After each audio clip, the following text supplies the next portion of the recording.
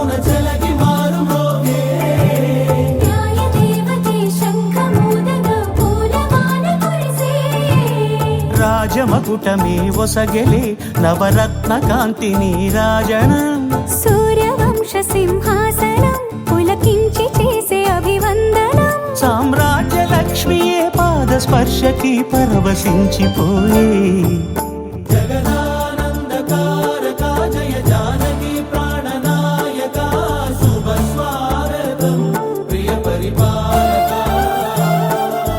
జగదానందకారక జయ జానకి ప్రాణనాయక శుభ స్వాగతం ప్రియ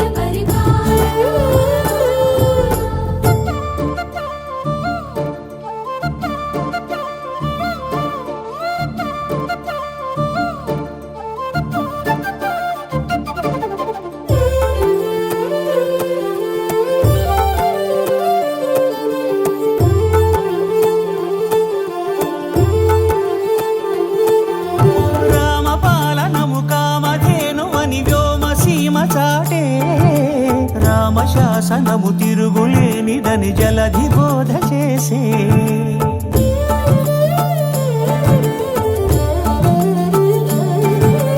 రామదర్శనము జన్మధన్యమని రాయకూడ తెలిపే రామరాజ్యమే పౌరులందరిని నీతి బాట నిలిపే రామ మంత్రమే తారకం బహుశక్తి ముక్తి సంధాయకం రామనామమే అమృతం శ్రీరామ కీర్తనం సుకృతం ఈ రామచంద్రుడే లోక రక్షయని అంతరాత్మ పలికే జగదానందకారక జయ జానకి ప్రాణనాయక శుభ స్వాగతం ప్రియ పరిపాలక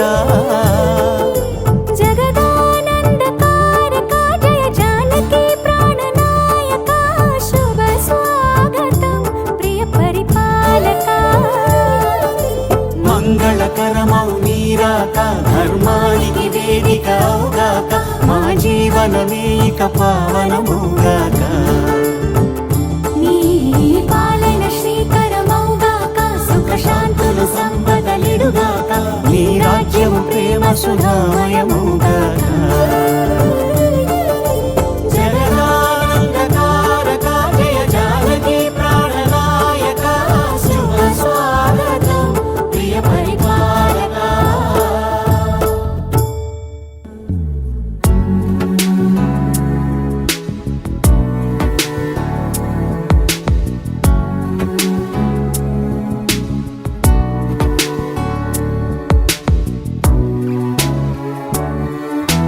సదా పాలయ సారసాక్షి సదా పాలయ సారసాక్షి సదా పాలయ సారసాక్షి సమాన రహిత సమాన రహిత మోహనాంగి సదా పాలయ సారసాక్షి సమాన రహిత సమాన రహిత మోహనాంగి సదా పాలయ సారసాక్షి సమాన రహిత మోహనాంగి సదా పాలయ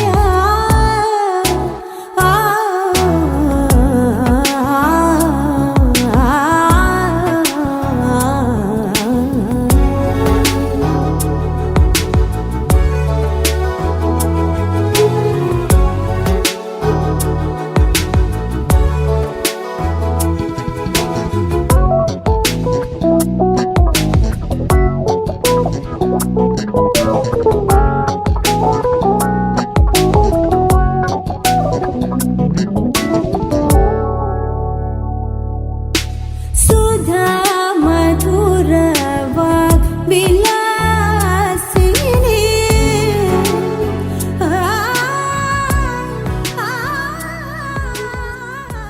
ఒకనొక రోజు నా దంపతులు ఇద్దరికి కూడా ఒక బ్రాహ్మణోత్తముడు ఎదురుగా వచ్చాట.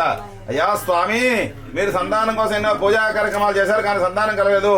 ఒక్క సత్యనారాయణ స్వామి వ్రతం చేయండి, ఖచ్చితంగా మీకు సంతానం కలుగుతుంది అని చెప్పేసి సెలవిచ్చారట. అంతే ఆ యొక్క బ్రాహ్మణోత్తరం చెప్పాడు కదా, వెళదాం కదా అని చెప్పేసి అనుకొని వారిద్దరూ కూడా భద్రశీల నదీ తీరానికి వెళ్ళి చక్కగా ఇలా వ్రతం చేసుకుంటూ ఉన్నారట.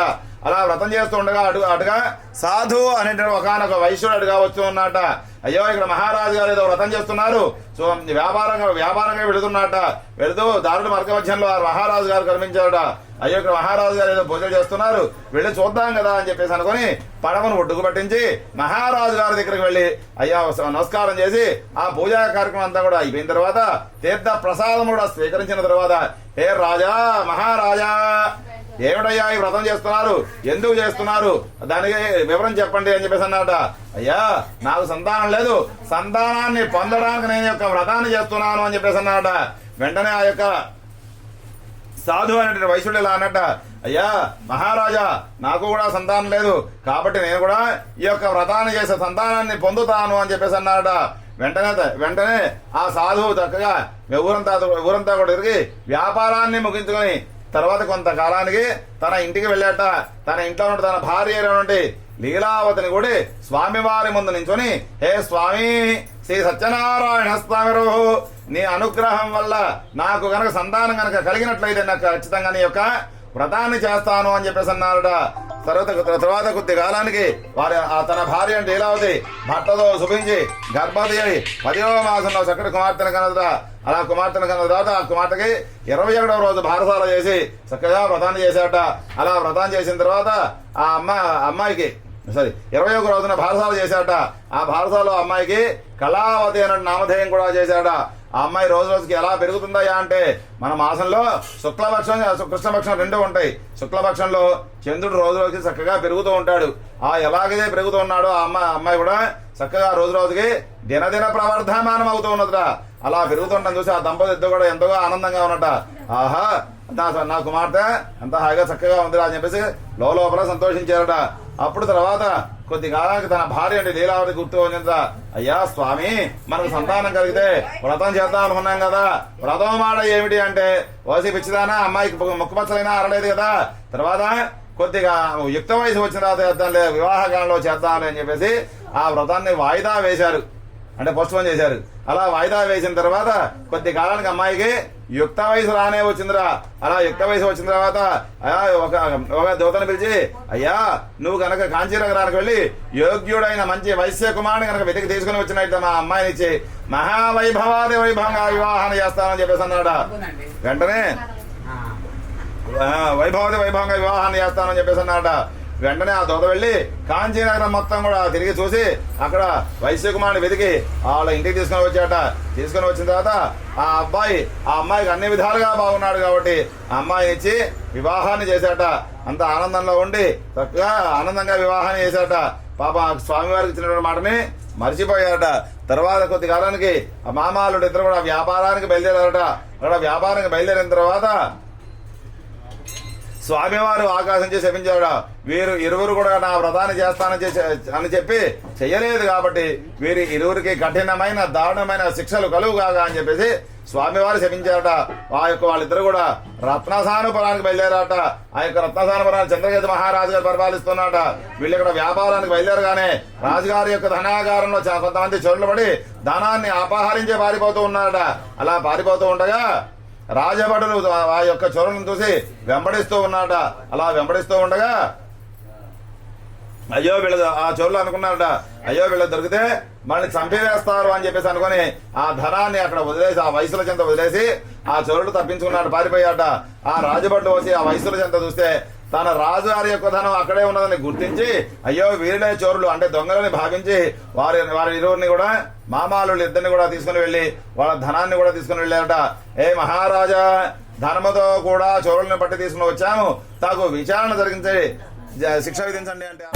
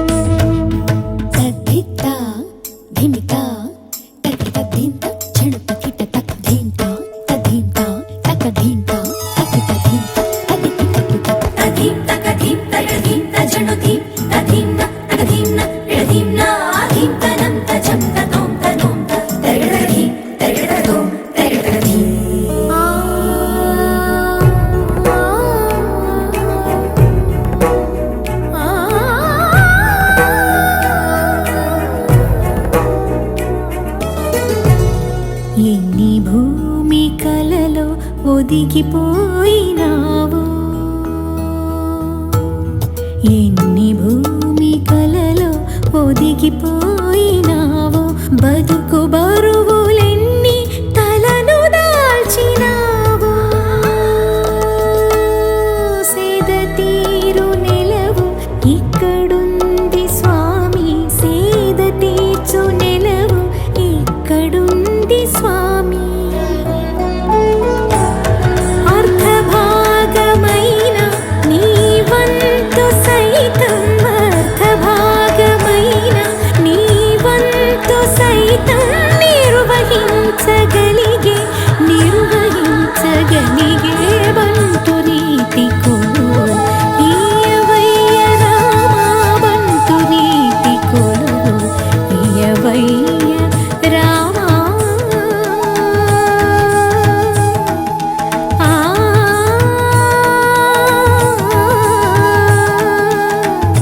ఆ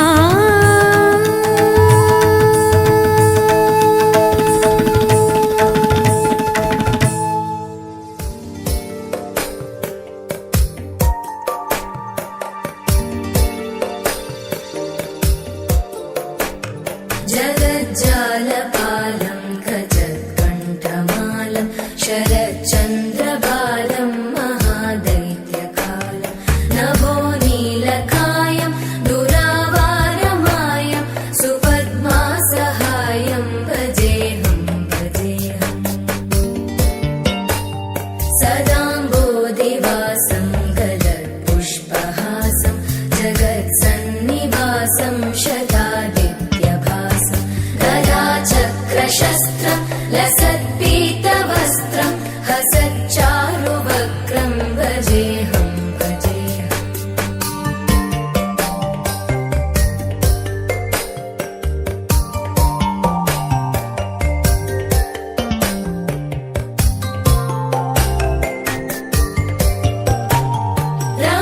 रमाकण्ठहारं श्रुतिव्रातसारं जलान्तर्विहारं धराभारहारं चिदानन्दरूपं मनोव्यस्वरूपं धृतानेकरूपं भजेऽहं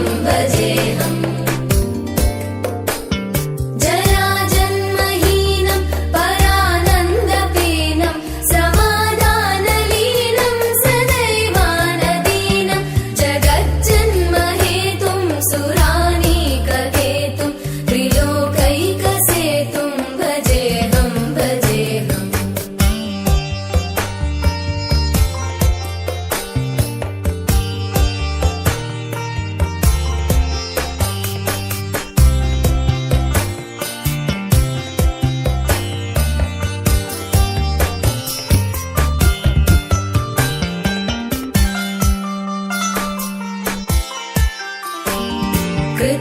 कृताम्नायगानं खगाधीशयानं विमुक्तेर्निदानं हरारातिमानं स्वभक्तानुकूलं जगद्वृक्षमूलं निरस्तार्थशूलं भजेऽहं